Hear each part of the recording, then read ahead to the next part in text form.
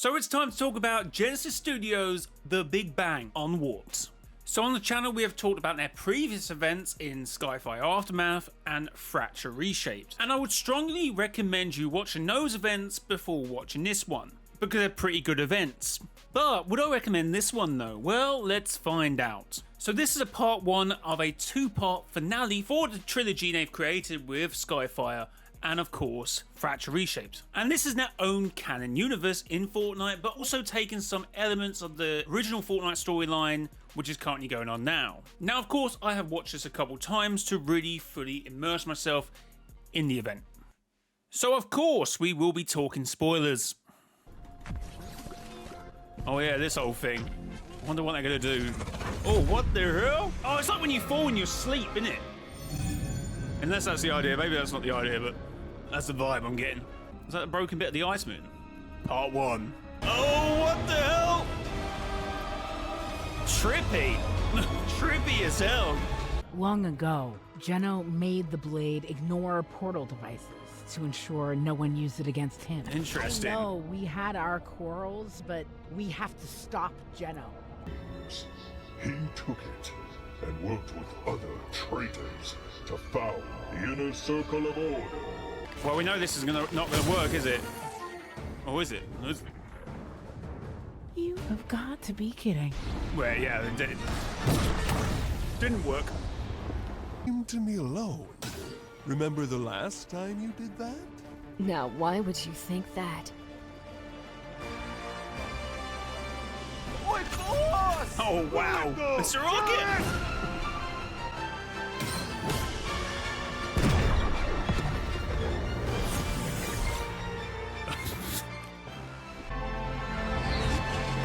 Oh, what? Nah, it can't be it. I don't believe it. So the first thing I'm going to say, as a spectacle, it was insane. Some top tier stuff happened in that event. Another fantastic spectacle about this event wasn't just the visuals, but what you heard, the music, the moments where the music would ramp up for a moment where Geno comes in or something.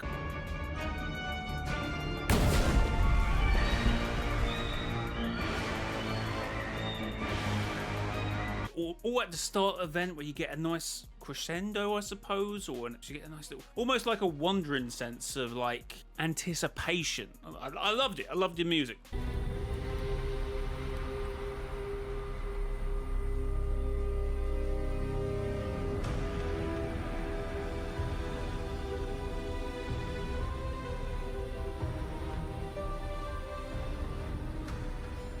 So maybe this might be the first time for Genesis Studios in a while that they seem to have gotten a lot of pushback, because that's what I felt after the event from my chat about some of the things they didn't like. Although I would stress there's a lot more to like about this event than hate about it. The one thing I would say is it lacked gameplay. This is something I have mentioned every time I talk about Fracture, the Fortnite's version of Fracture of course. Now it had all the elements to be a great event, which Genesis Studios showed that, to be fair, in their event, in their Reshaped event. Like, say for example, when we see the cinematic of the tree and the herald coming towards the tree, how crazy that would have felt if we were there and gameplay and shoot, and even though it would have been worthless, it would have just, something like that, some switches and some changes, and honestly, it would have been top tier. And it's the same here. Like, they did do some of that, like when you're watching Geno get massive and you're on a sort of mountain or the island, I'm not quite sure, and you're looking up at it and you think, God, he is terrifying. But I did hear some comments about the overall story of the event, which I didn't really understand the first time when I heard this, after watching the event one time, but definitely after watching the event twice, I ultimately do not understand that notion. Of course, I think there may be some room for criticism, but for it to completely mold your opinion on the event as it being bad is kind of strong in my opinion. So it starts with Big Bang, because this time this is the event they are reimagining, like they did with Skyfire and Fracture. I want you to remember that for the vehicle involvement later on in the event.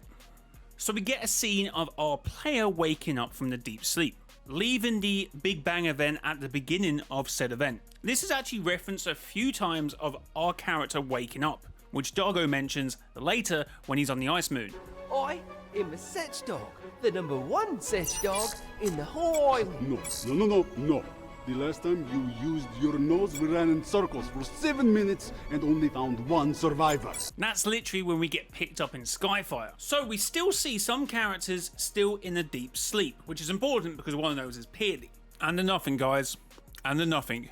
There's literally a line in the Skyfire event where they go, how does a nothing go from a power raging force of evil to a chicken? Fell asleep, and not by choice. Jeno filled your dreams with a false sense of nostalgia. I've been trying to get you out with this. Long ago, Jeno made the blade ignore portal devices to ensure no one used it against him. I guess Jeno did not want a repeat of what happened in Skyfire when we managed to somewhat disable or fight back against his blade.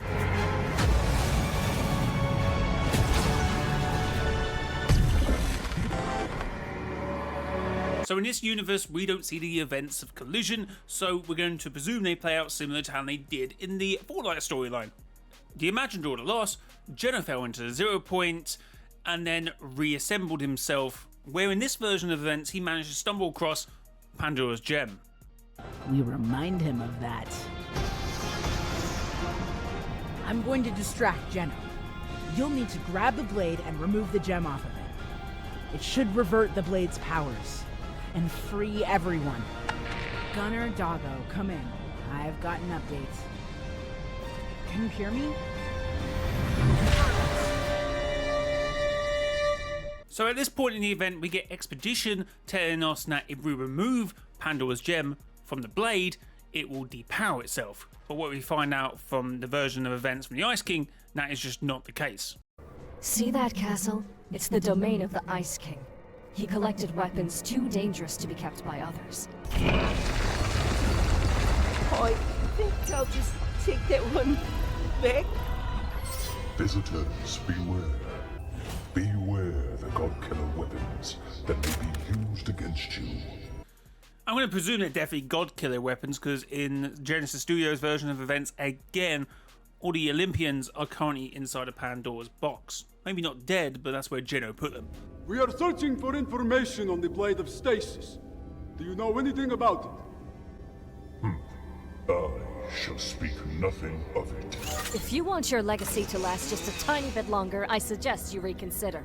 Your eyes, you are his bloodline. Your father's anger is a weapon. Someday, you may aim that weapon wrongly, and someone you care for shall pay the price. Just a bit of subtle foreshadowing. I knew him, as did we all. The War King. He stole that blade that had first belonged to Morpheus, the King of Dreams. He took it and worked with other traitors to found the inner circle of order. So I'm going to assume they're overlapping the inner circle of the Imagined Order with the round table of the Ice King. So making Jeno one of them guys along with the prisoner. So the Ice King, Fire King, and I guess the War King. Jeno is using Pandora's gem to power it. Pandora's gem. That means the box has been restored. You must destroy the blade, and a deep sleep will fall. Can't we just take the gem off the blade? Anything that uses those gems is forever bound to Pandora's box. You must destroy the blade itself. Find Morpheus's chosen. So here we find out a few things, I believe. Now obviously when Sloane takes off Pandora's gem, it doesn't do anything because of what the Ice King says here. Is forever bound to Pandora's box. But one of the negativities about this event was why was Jeno so weak and smashed about? One, have you seen Jeno? Like, he's obviously playing with them to some degree because he wants a bit of fun. He's not doing this, he's a showman. He gives off this showman impression, so he is gonna, oh, what's going on here? But that's why Sloane is now equal, because she's now tethered to the same power. Which makes me think, just realise what might happen there. Ooh. Oh no, what if we have like a Harry Potter scenario where they're all tethered to each other? And Sloane would be counted in that. Oh, rest in peace, Sloane. So Sloane didn't die because obviously she was now tethered to Pandora's gem. And I believe this is based off quite an old theory when his survey skin dropped. So Sloane would somehow have sand powers which never materialize. And this, they've got it in the bag to use, I suppose. The gem unleashed your true power. How does it feel, child? To finally be on a relatively equal playing field.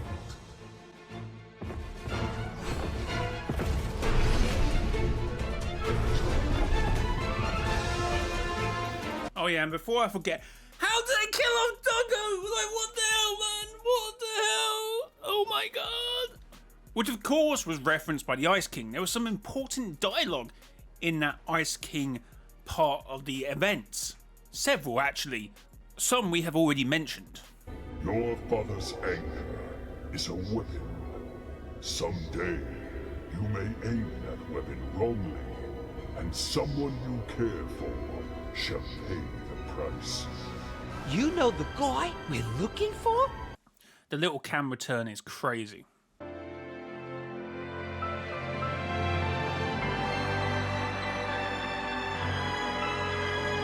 And of course, that's when the Order realises that it's Peely, because we do find out that information as well from the Ice King. A tall and worthy hero, ripe for adventure, yet lost from his bunch. Only they can destroy Morpheus's creation. My story ends here, but yours is just beginning. The Ice King is probably one of the strongest sections from this event. The music, the dialogue, it's all very important and very well put together. So at this point, the Order tells us to go back into the deep sleep. At the point, we go back to the Big Bang event. At the point where we start exploring the metaverse in the actual Fortnite version of event, which is why we go into rocket racing. And of course, that's where we see Peely, which instead of using a complete Rocket League track, they used a amalgamation, I guess, of the Eminem / Rocket League thing part of the event.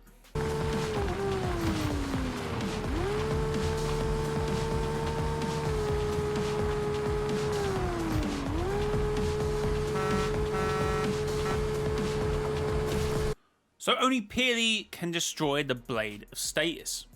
Peely then interacts with the butterfly, which means he will wake during the part 2 of the event. Also, interesting colour change in the butterfly. Don't know if they'll be using some elements of the OG storyline for theirs. So after sitting on this event for a day or so, I have to say, I believe it's somewhat equal. I didn't even talk about this moment in the event where Geno gets hit. Like, he could have smashed that rocket away, but he notices that he's powering up in some way, so he doesn't really care. It's one of the big issues with power dynamics in storytelling, that the villain gets more and more powerful, and how the hero beats the villain is more and more out the realms of reality. It's less believable sometimes. That's why people are like, what's going on here? But that just isn't a Fortnite problem, isn't a Genesis problem. That's the whole thing. Like, heroes got to get more and more stronger, more and more powerful, and so do villains. To me, most of this event made sense in my head. I could interpret it wrong. Like, one of the writers could watch this video and go, well, that's not how it was meant to be interpreted, but that's how I interpreted it. So I guess we have to wait. But honestly, watching it a few times and obviously deep diving into the lore of the event, I think it's very well made. The story's great, the spectacle's fantastic, the event is great. But yeah, I understand the issues with the immersion. Some for the rocket racing moment of the event. A lot of people said they got broken out of it, which I kind of understand. Which is actually a Fortnite problem as well. They also have the same issue with that event of being somewhat broken out when we went to Lego and then went to rocket racing. Actually, I think they actually dealt with that alright, to be fair, now thinking about it. But obviously with the Simpsons event going from Fortnite animation to Simpson animation, some people just was a bit like, what? Now, I feel like it's a difficult thing to say, is this the worst event? That's what some people are saying. I feel like there's some elements in this event that I enjoyed a lot more than the other two events. So, look, I enjoyed it when I was experiencing it live in the moment, and I guess that's all you need. So, yeah, comment down below what you make of this. If you found it informative, helpful, hit the like button, subscribe to the YouTube channel. Until next time, it has been your boy, Mr. JRY. Until next time, bye-bye.